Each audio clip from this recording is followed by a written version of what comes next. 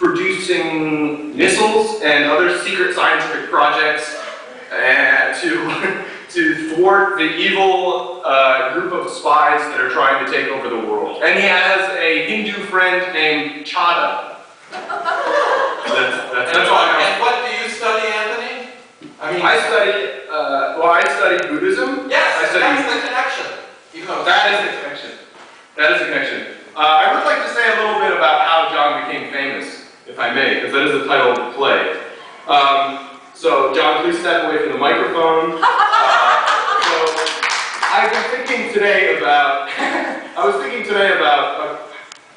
is John Bork really famous? And the answer I came to is a blunt and sobering no. He's not famous.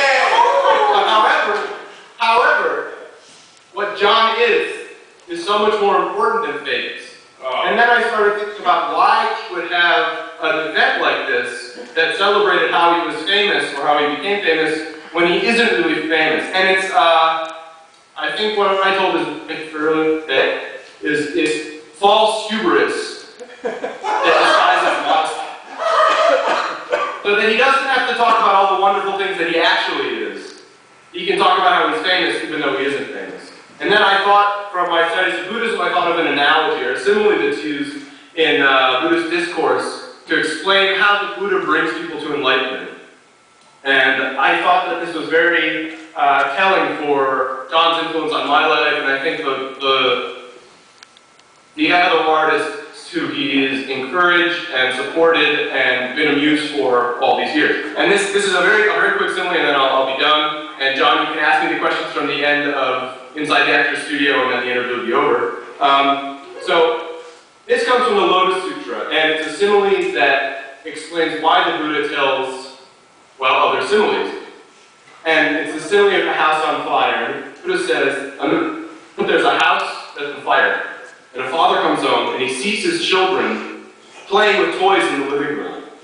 But he notices that his house is on fire, and he's trying to get his children out of the house, and they won't leave, because they don't want to see that their house is ablaze, and all they want to do is play with toys, and the father says to them, outside of our house, there are toys that you couldn't even imagine. There are beautiful, gem-encrusted mechanical toys, mockingbirds that will record your voice, just the most incredible toys that you could imagine. And the children, their ears perk up, and they follow the father right outside of the burning house. And he thereby saves their lives.